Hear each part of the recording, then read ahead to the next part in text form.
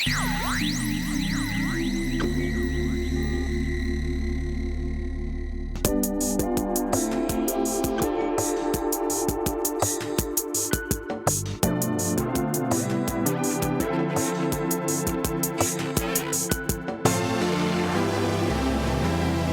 to the Compact Podcast. Today we'll discuss the effects of Trump's Liberation Day tariff announcements and the conclusion of White Lotus Season 3. I'm joined by Ashley Frawley and Geoff Shullenberger, and I'm Matthew Schmitz. So, lots of reactions to Trump's tariff announcements, alarm from a lot of people involved in financial markets, Republican legislators pushing back, disputes within the administration, Elon Musk and Peter Navarro, the tariff man, sniping at each other. Geoff, what have you made of the reaction in the week since Liberation Day? It's been very, very strange to try to figure out what's going on. And, you know, I think the most useful way of contextualizing it historically is via a tweet from philosopher Alexander Dugin this morning, which was that Trump is attempting to end postmodernity, but in a postmodern way, in a way that is somehow postmodern. I'm paraphrasing. I don't have the tweet in front of me. So this kind of put me back to thinking about the Nixon shock, which has been a point of comparison for what Trump is trying to do here. Because I think if you wanted to trace the origins of postmodernity, and I don't know, maybe Ashley will challenge me on this, but one way to do this would be to trace it to the end of the gold standard on the basic notion that postmodernity occurs when the signifier floats free of the signified, sort of semiotic signification begins to occur without any rootedness or reference in the world. And this is kind of a standard notion of the origins of postmodernity. And so, you know, one way to historicize this is to say when Nixon essentially ends the Bretton Woods system, which sort of grounds value on a global basis by pegging the dollar to gold, right? And then kind of fixing all other currency exchange rates to the dollar. That, you know, once Nixon is forced to cut loose from the system by various circumstances. But, you know, and when he does it, it's extremely chaotic. But, you know, what it unleashes on a sort of cultural level would be something like postmodernity, which is just this sort of free-for-all, this kind of carnival of meaning being unleashed from any kind of underlying fixed reference point. And so, anyway, that's kind of a way of trying to contextualize my thoughts and feelings over the past week. Because on one hand, you have Trump essentially attempting to end the system that was initiated by Nixon, which is the system which all of us have lived under, all of us in this conversation have lived under for our entire lives, which is essentially the system of dollar hegemony, where U.S. sort of a combination of soft and hard imperial power grounds a system in which the dollar, which is not rooted in any underlying value as would be provided by the gold vaults at Fort Knox, nevertheless is sort of is given preeminence as a sort of marker of value because of its link to U.S., again, hard and soft power.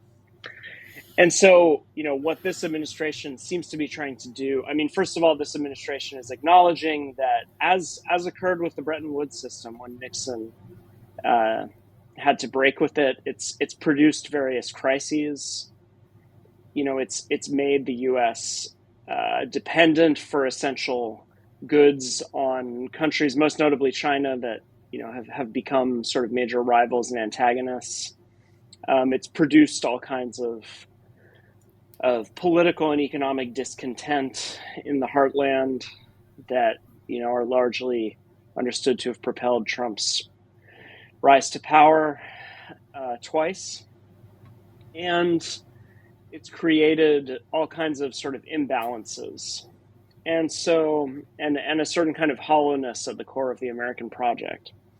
And so, what's been strange to see is, on one hand, the attempt to break with this post-Bretton Woods system, which I think you can identify sort of culturally and even politically with postmodernity. But at the same time, and this is where Dugin's point that the way that Trump is attempting to do this is itself postmodern, or perhaps sort of hyper postmodern, or kind of postmodern to a sort of exponential degree, is that the underlying goals and rationales for the actions that have been taken are themselves sort of radically incoherent. That there seems to be, the thing that I've pointed out since the beginning, going back to last year's campaign, is again about the role of the dollar, right? What's odd about Trump's goal is the idea that on one hand we must maintain dollar hegemony, which essentially means maintaining U.S. power, again, hard and soft power on a global scale. And on the other hand, we must renew U.S. manufacturing such that we enjoy trade surpluses with all of the rest of the world. This would mean, literally every country, right? As these figures rolled out on Liberation Day implied, that we need to not only have a general trade surplus with the world, but we need to enjoy a trade surplus with literally every other country in the world, which is a very strange goal. I'm not sure that I think maybe Peter Navarro wants this. It's a very odd thing to insist upon, unless your position is, on an economic level, it's a very odd thing to insist upon.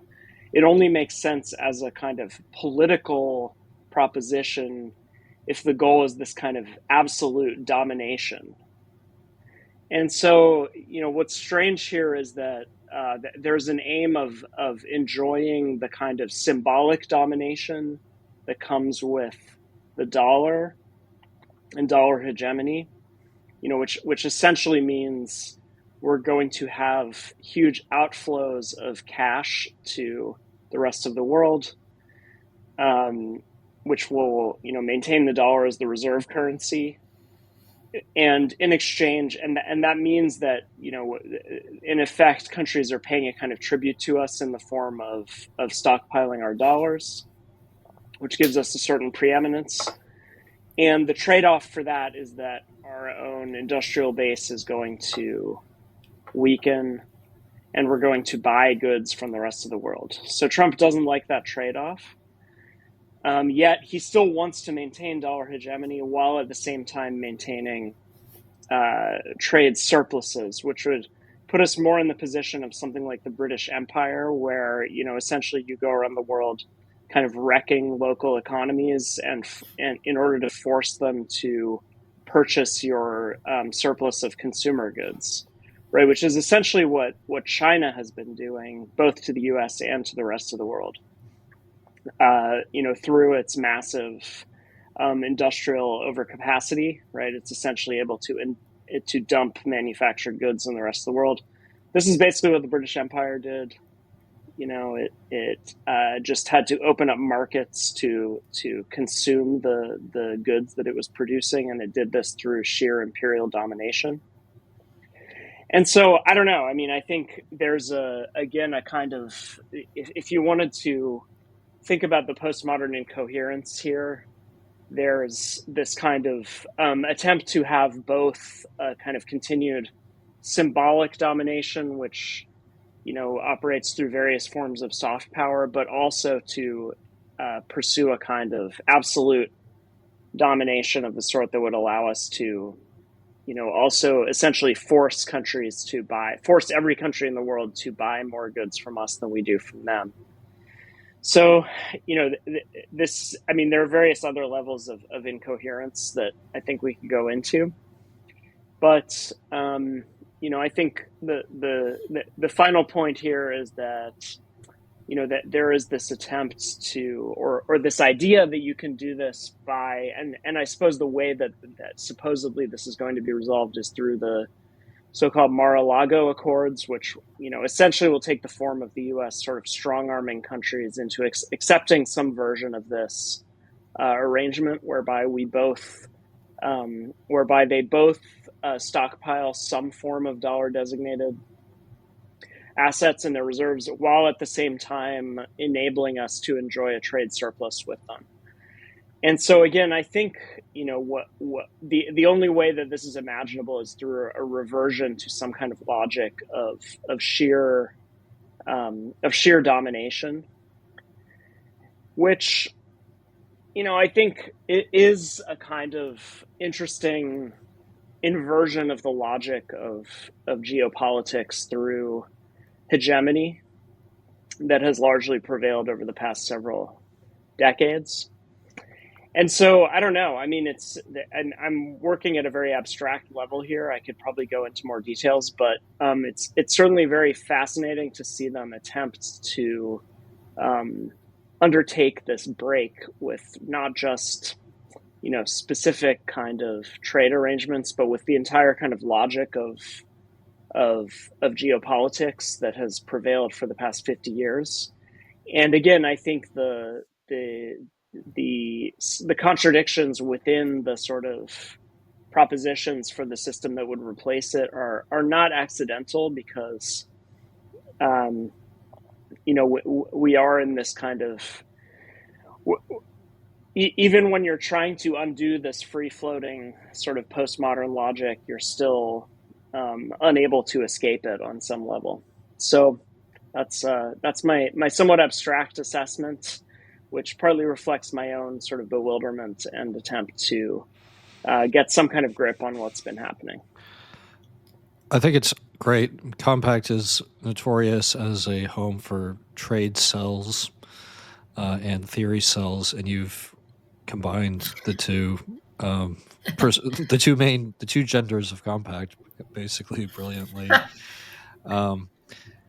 Yeah, I'm one of the trade cells. I argued in a guest essay for the New York Times in November that the Trump administration needed Robert Lighthizer in a very prominent post. Lighthizer was the trade representative during Trump's first term, very experienced trade lawyer, Republican, and a conservative, but a guy with a long history of working across party lines and within institutions while advancing a novel approach to trade that, especially when he started out, had very few supporters. And that argument, I think, has been borne out by the events of the last week. We have seen a disruptiveness, a lack of coordination and consensus that I think is just harmful. And I'm sure arguments can be made. Oh, well, we have to move quickly. There's only so much time. It's no use working with Congress anyhow. Things are too polarized. The margins are too narrow. Congress is too useless. But if you really want to reorient the U.S. trade system, you do need to build consensus. You do need input from various actors. And that's something that, under Lighthizer's leadership, the Trump administration achieved in its first term on measures like the renegotiation of NAFTA, which became the USMCA, the U.S.-Mexico Canada agreement. There, Lighthizer was able to win the support of labor Democrats, win the support of people like John Lewis, the civil rights leader and congressman, and a very different approach this time, which I think really shows that having people who are able to build consensus, and take certain objections on board, that's pretty useful. I'm of, several minds about this. I cannot understand. Like you, Jeff, I have been sort of racking my brain trying to figure out what the underlying logic is, because I think there is, on the one hand, a conscious logic that there's what Trump and his administration think they're doing.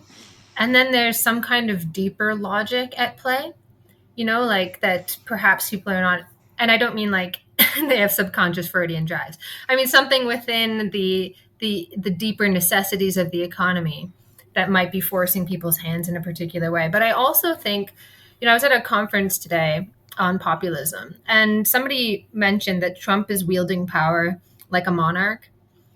And it kind of it made me kind of question and think about what happens when populists come to power.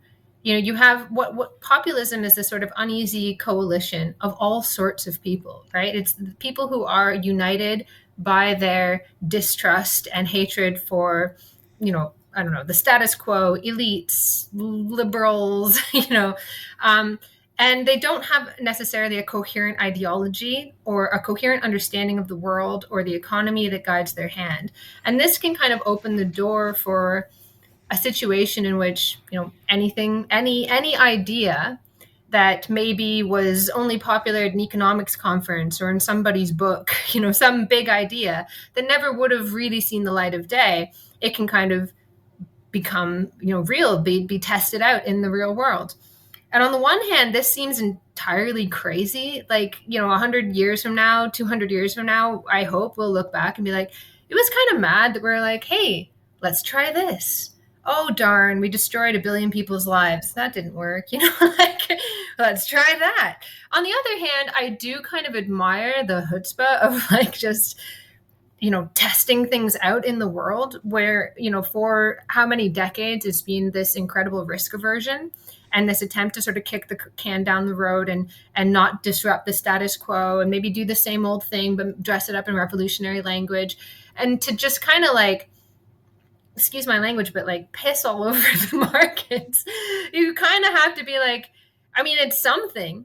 But on the other hand, it is kind of concerning. Alan Wolfe famously said, the left has won the culture war, the right has won the political war, the economic war, and the center has won the political war.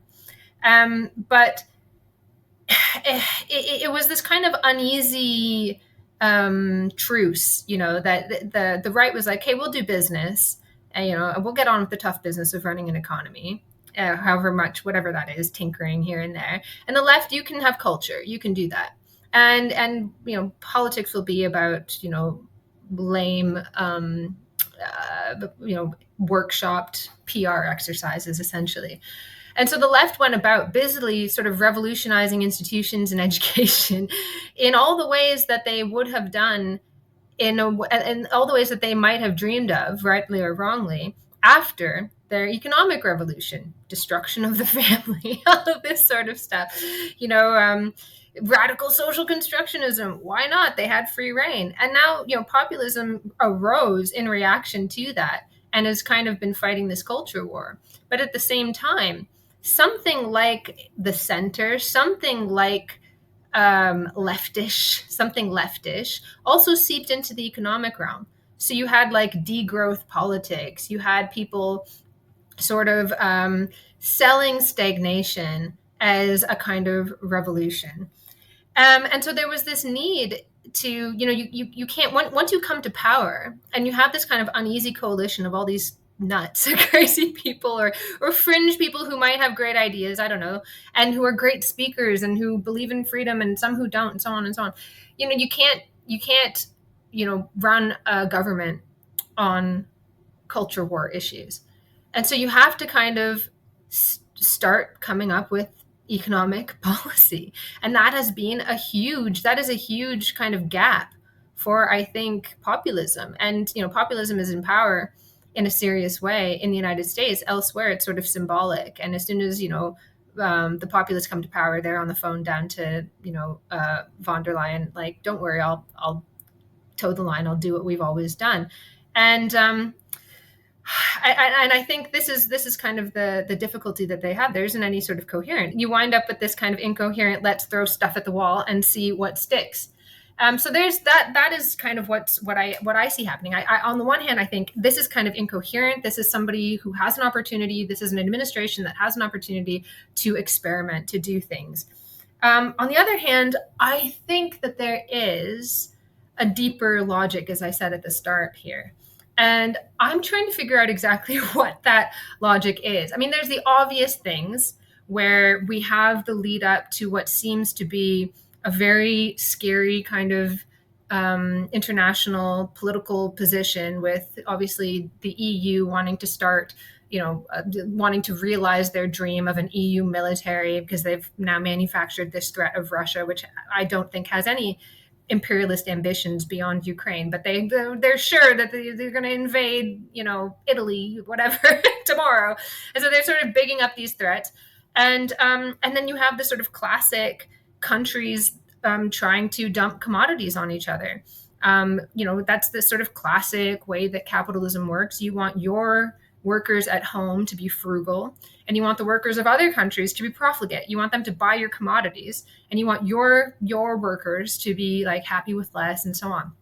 And so countries are always competing with each other to kind of not be the loser in that, to not be the ones that get screwed at the end of the day. And so you have this real situation of inter-imperialist warfare happening on so many different levels, and underlying that is a deeper crisis of profitability that leads people to nobody wants a war because of the horrific potential consequences, and yet everybody wants a war because I mentioned this before, like, where are you going to invest? You're going to invest in Lockheed Martin. That might be a good place. I don't know. And so when it comes to these tariffs, I've started to think, is it, deeper? I don't think anybody's consciously thinking about this, but is it sort of the, people are saying, well, U.S. companies are basically going to go out of business here. What are they even doing? Well, yeah, you've got all this unprofitable capital. You need to wipe it out. And so you're going to have all these companies the weaker ones will fall. But the ones that survive will be able to benefit from the increased income, supposedly, the United States is going to get from these tariffs. And so we have a possibility to increase the profit rate. At least that seems to be an underlying logic there. Whether or not that will actually work, I don't think so. I mean, to a certain extent it will, but the amount of excess capital that can't be reinvested is absolutely enormous. And so what we're seeing is just people, desperately doing anything. Oh, will this raise revenue? Will this raise revenue? Well, can I do this to allow for more reinvestment? Let's get the United States to raise these tariffs, and that's going to free up capital. And then competitors are going to die, and that'll allow us to reinvest in the companies that survive. Maybe that'll do it. But also you've got warfare. That might do it. So it's a really terrifying situation to be in. And in fact, it is reminiscent in a lot of ways, as I've said many times before, of the situation that we had in the 1920s. And of course, the 1930s, where you had like this sort of desperate trade wars going on, of countries just going like every man for himself kind of thing. But, as I said, I'm of two minds. I think, like, on the one hand, it's like, trying new things. On the other hand, it's just the same thing again, isn't it? And it's that same deeper underlying logic that is forcing the hand of the capitalists. They don't know it, but they're doing it. Yeah, I was going to, one thing that you mentioned degrowth. I noticed something earlier that Peter Navarro, who's now considered the sort of architect of these policies, actually ran for mayor of San Diego on a no growth platform in the 1980s. So it's interesting to note that there's actually this degrowth wing of MAGA, which I wrote about actually in relation to, I think there's a way you can argue Trump's entire understanding of trade is implicitly a degrowth one, or a no growth one, because if you think that there can be no beneficial asymmetric trade relationship, then essentially you think there must simply be a kind of permanent equilibrium maintained. And that's incompatible with the kind of dynamic understanding of economic growth. So that's kind of interesting. But the other thing that strikes me here is that what I've said about degrowth on the left is that, it sort of is just an accession to reality, right? Which is that, you could see it as in terms of a crisis of profitability. You could just see it in terms of the sort of impetus of growth has petered out. It seems to require just more and more, direct injections of liquidity from the state in order to, sort of keep, quote unquote, the economy afloat. And so that there is this kind of sense that degrowth just is degrowth or no growth just is the baseline. And so, because we've reached this crisis point, and so, the people who are advocating it are simply acceding to the necessity of the situation that we've arrived at. And so you could argue that's the case for the sort of Navarro vision of trade as well, prevailing. And then I wrote about this. Sorry, go ahead, Ash. I wrote about this in my first book. That I'm not surprised that there's like a coalition of degrowth MAGA, because degrowth is itself an extraordinarily conservative position.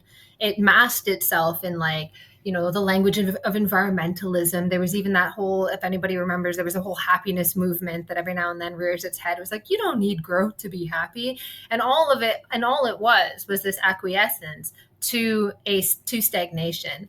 But the thing is that what they're doing is they're not just acquiescing to stagnation. They're trying to harmonize what is an incredibly volatile and horrifying situation. And this goes back to the 19th century. The tendency towards stagnation, or the tendency of the rate of profit to fall, which is associated with Marx now, was actually just like a standard idea. It was a puzzle within political economy. It was like, well, why? Why is there this tendency of the rate of profit to fall? Now it's just denied, or it's seen as like something external. But people were trying to understand it. And Marx didn't invent it. He just tried to explain it. But John Stuart Mill tried to harmonize it. He was like, oh, well, it's this harmonious stationary state to which capitalism is just naturally kind of tending to. And that is what politics tried to do. They were like, they see this irresistible trend towards stagnation, and they're like, hey, maybe it's okay. Maybe that's just what we're going to do. It's just going to like roll over, and that's actually an equilibrium, and so we're just getting to this wonderful equilibrium. But what it actually is, because and this is what Marx said to Mill. He was like, it's, nobody invests except to receive a return on investment. Like the whole motor of the thing is going to die. Nothing rolls over. And so you have this situation where people start getting desperate and doing desperate things. And you have, stagnation is not like this forever. It's crisis and it's war potentially. And that, I think, this is what I have been living in fear of for about a decade, or actually, in my mind, a decade goes back to 2008, but it's because I'm old and then I'm in denial. But since the 2008 financial crisis, I knew, I hope we can kick the can down the road indefinitely, but that monster is going to rear its head. And that's what I think is happening now. So as we record, Trump has announced a 90-day pause on reciprocal tariffs against non-retaliating countries. That leaves just the kind of 10% baseline in place. Still very high tariffs on China. Things are changing. So we'll see how much else has changed by the time this podcast gets out. We have... Can I just add one point on that, just briefly? Yeah, by all means. It's a free country. Following up to Ashley is... I think part of what's important here is to see, how necessity manifests itself in contingency. And so, part of what's important here is, again, I brought up this idea that, like, Trump's idea that each individual trade deficit with another country is a net harm to the United States. It's a very odd idea, right? Which I just think doesn't make sense according to any economic logic. I would go so far as to say that. I think maybe Navarro shares this, but I'm not sure that anybody. I don't think. Certainly not Lighthizer I don't think Moran or any of the other kind of more sophisticated, trade policy people in his orbit think this way. So, part of what I think is interesting here, and so Trump pausing this, that the contingency is appearing here in the form of the whims of a sort of mercurial and seemingly quite irrational individual who, as Ashley said, is sort of behaving as a monarch. But I think this is partly, you can see this as a kind of cunning of reason situation, right? Where like we're sort of distracted or we're made to see the unfolding of this logic or to understand it through the way it's manifesting in the whims of this apparent sort of mad king, right? And so I think that's another really interesting fact of this. And at some point I want to go into this in more detail, but one thing to compare this to would be the pandemic, where there was a deeper economic logic that had to do with globalization, the logic of globalization kind of reaching some sort of limit and going into crisis. But it was manifested through the seeming contingency of a virus, right? The seeming kind of purely external entity that had nothing to do with economics. And yet, the primary way it worked itself out was through this kind of shifting economic logic. And so I think, Trump's kind of mercurial, whimsical personality is in a way playing a parallel role to the virus as this kind of contingent, irrational element, this kind of meteor that is hitting the system. And yet it's also a symptom of the system's own internal crisis, right? But we have to apprehend it through this purely irrational, or what appears to us as a purely irrational kind of contingency. So without pivot, we have to move now to our next topic, White Lotus. The season 3 concluded this week. This is really the most critically acclaimed show. It's the one that's seen as most exciting and cutting edge. The first season was filmed during the COVID lockdowns, and its offenses against woke pieties seemed to really presage the broader recoil from kind of oppressive safetyist social regime. But writing in Compact, Julia Yost, my former colleague at First Things, my previous employer, described White Lotus as really an indication of the failure of prestige drama, of that whole line of shows that began with The Sopranos a little bit before 9/11, continued with other things like Mad Men and Breaking Bad. She talks about these shows as a locus of critical attention, of middle brow discussion, of kind of way of assigning and participating in prestige. And she thinks really, they haven't lived up to that role sufficiently, a role once held by novels, film. Did you guys watch White Lotus? What did you make of it? Look, I'm gonna have to confess, I have searched everywhere and I cannot get access to it in Greece. But I have watched a lot of clips and I have read a lot of commentary. Did you try going on Max, the streaming service on which it's offered? No, I don't. I'd have to pay for it. I'm okay. Kidding me? I'm a cheapskate. But I did, and also I'm traveling, so I was like, okay, I'm going to binge watch it on the airplane, and then I couldn't find it. I was like, But anyways, I will comment on the virality of the clips, which is interesting. So, Geoff, can I hear your overarching kind of ideology? What is this saying? White Lotus, right? It's the lotus eaters of the white middle class, right? That's what it's about. Yeah, that seems right.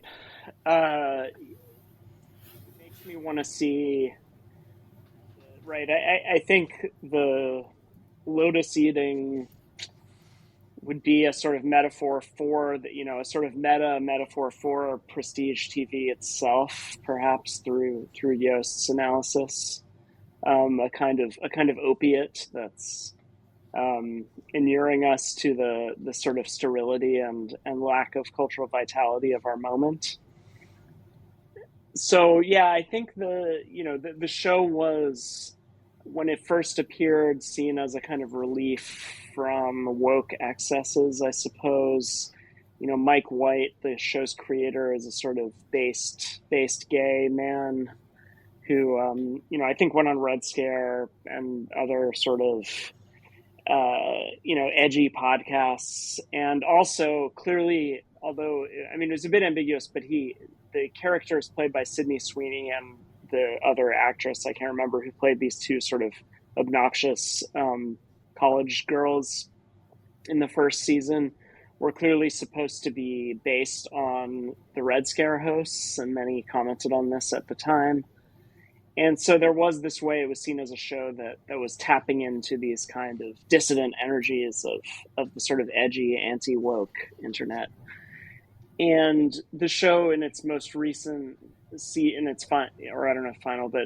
latest season, continued this theme. It had this much memed monologue about autogynephilia. So again, it continues to kind of hit on these hot topics that are, have been, seen as sort of the province of like the forbidden realm of based podcasts and so on. So it was clearly a kind of high production value attempt to tap into some of these sort of cultural energies. Now, as Yost pointed out, there's something a little weak about this insofar as actually prestige TV was always kind of associated with, and I suppose part of what's going on here is there was sort of a lull in. That's not even entirely true. You had Better Call Saul, but really the first sort of peak era of prestige TV came prior to the Great Awakening. In fact, I think Mad Men ended right around 2014, which is often taken as kind of the watershed sort of year zero of Great Awakening stuff. And so I'm pretty sure that was the Mad Men finale was maybe 2014, 2015. So, Mad Men, you're supposed to enjoy the sort of casual sexism of the office, the, executives stooping their secretaries, the sort of 3-hour, 3 martini lunches with lots of racy, sexist jokes. Like, the sort of, you're supposed to enjoy this kind of spectacle of retrograde white male privilege, even if you also had this feminist sort of rising girl boss plot involving the character played by Elizabeth Moss. So Elizabeth Moss character gives us the kind of girl boss arc. We have some sort of Betty Friedan narratives about, sort of feminist narratives about bored housewives, but basically a lot of the pleasure of the show is just enjoying the full toxic masculinity experience. And indeed the other major prestige TV products, The Sopranos, Breaking Bad, right? They all involve a certain ability to enjoy, the kind of jouissance of toxic masculinity as part of the product that's being offered here. And interestingly, I think the White Lotus is in some ways kind of, you could argue it's sort of anti-woke product is weaker in a sense than that. It's a little too gimmicky, a little too kind of memeified. But I think the show it did and it's about a kind of end of history scenario, right? I think that's maybe the other thing that's significant about this, which I think you can say is true of all of the prestige TV shows on some level, but this is really about affluent people enjoying the fruits of the end of history. Something that seemed significant in this season was the arc involving this family from North Carolina, and the guy is a wealthy trader of some sort who gets caught up in some sort of corruption scandal in which he essentially loses everything.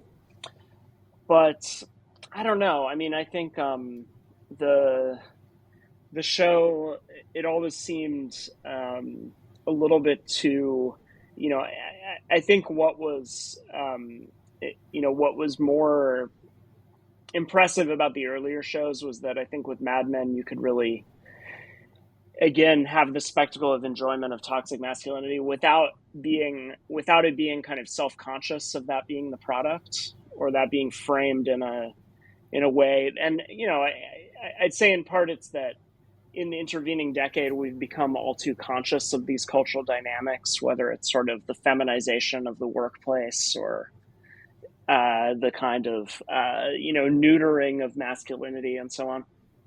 And so the show, I mean, White Lotus seemed generally kind of too on the nose and too much made for the purpose of being memeified. Whereas what's interesting about The Sopranos is that it's a beautifully memeable show. I mean, as is Mad Men, all of these shows were, but they could be made without that being. They were not made for the memes. Their creators did not set these scenes up, so they became raw material for meme culture. Whereas in a sense, I would say White Lotus was a show that kind of skimmed. It's a show that's very slow, in which very little happens a lot of the time, and in a sense, it's kind of skimming the internet for its kind of big moments. Where in a sense it's kind of extracting memes from the internet and inserting them into its storyline, and that is actually what provides the drama. So I think it's a show that in that way kind of symptomatizes a sort of collapse of narrative in favor of the kind of primacy of the meme form. And that would be the kind of the diachronic receding in favor of the synchronicity of the meme form. Like that this would explain both why it is incredibly dull a lot of the time. It's just people sitting around in these resorts having very banal conversations, and then suddenly there will be this thing in it that captures your attention, and it captures your attention because it is in a sense a meme that's been imported from social media, and that will then be recycled back to social media. And so there's something I think revealing about that sort of temporal dimension of it, that it really it's symptomatic of the collapse of narrative as a primary cultural form altogether, I would say. Damn it, Yep. Geoff, that was exactly the point that I wanted to make. I think it's a great point. I'm sorry you didn't have the chance to make it, Ashley, because it's a good one. I mean, just watching. But I can extend it. Let me get in here. Watching the show, I think the first two seasons had real merit because they were able to present drama that had moral stakes, and I would say especially the first season.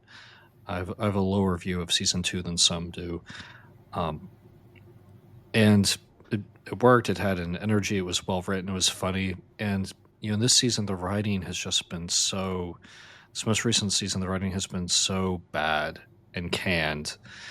And the only moments that have worked at all have been these memeable moments, these speeches, which, as says, have really no dramatic value at all. There's not a gynophilia speech, but it doesn't plug into the drama of the show at all. And that's why I think the arguments that Geoff has offered, and which Ashley will extend, that the logic is instead has something to do with social media rather than any kind of narrative logic internal to the show. It just sounds right to me, because I otherwise can't really see any justification for it.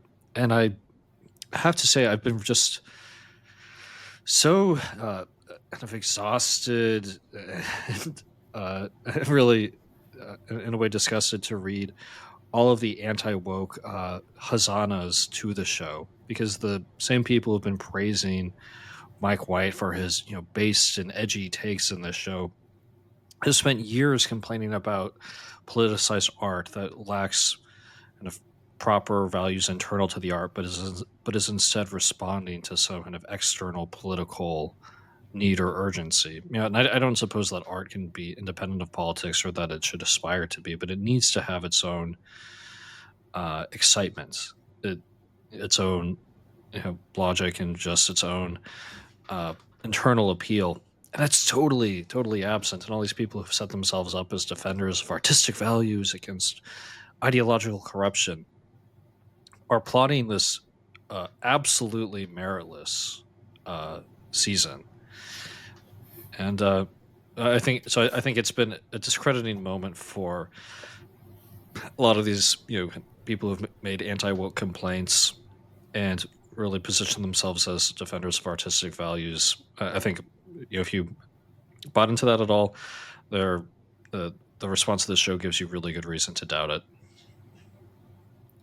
Yeah, I mean the prestige comes in that you actually sat there and watched it, for its slow pacing and the beautiful visuals that told you, signaled you are watching something worthwhile. Someone put some money into this. But from what I can tell, the idea is there that it's part of a broader sort of media shift in which, as you said, like the diachronic is giving way to the synchronic. It's like it is so much of media becomes unwatchable if you sit there and watch it, but it is there for the clips. And I know this, like I participated in it myself. I mean, when I go on TV, I am thinking in my head, I have to say something. I think about it beforehand that will make 45 seconds of a fantastic clip that I will put on social media. And this is what goes through a lot of people's minds. It's no longer the fact that you went on, Sky News or BBC and got access to tens of thousands of people. No, it's that you get the prestige from the fact that someone put the effort in to editorialize, to, when it comes to this, to write a script, to stage beautiful visuals, whatever it might be. And you take that and you run it on social media to get many, many, many more eyeballs that you would not be able to get without rubbing off the prestige of the mainstream media. And that is becoming the main purpose of the mainstream media, that it gives you a certain cachet in a completely other medium from which you actually gain whatever it is that you're looking for, fame or money or writing and whatever it might be, continuing your career, notoriety, all of that stuff. So we were sort of coming out of the golden age of scripted television, and everyone was sort of reminding people that that's what was happening. And I don't know, there's still a desire. I mean, enough people sat down and actually watched it. We want there to be something, some substance. And if you want the bragging points, you'll sit through it and grit your teeth. But it might just be that is the way that the medium is going. Or maybe it doesn't have to be that way, because the first 2 seasons apparently were quite good. And it kind of gave way to the memification. Am I right? Well, as I said, there was always this effort to tap into these, sort of edgy memes from the very beginning and to produce a kind of memifiable product. And specifically, I'd note in the first season, this pair of obnoxious college girls who are modeled on the Red Scare hosts as an example of this, that they're so yeah, that there was this logic was always implicit. And I don't know, I think I'm less convinced there was a strong discontinuity between the third season and the previous 2 than others, perhaps. As far as the other thing that might be interesting here is that there's sort of a crisis of profitability aspect to this too, which is that streaming itself is kind of in crisis. It's no longer. It's no longer. The bubble has been bursting, and I think I saw something to the effect that or Apple TV, I think, which the other big show that people have been talking about recently is Severance.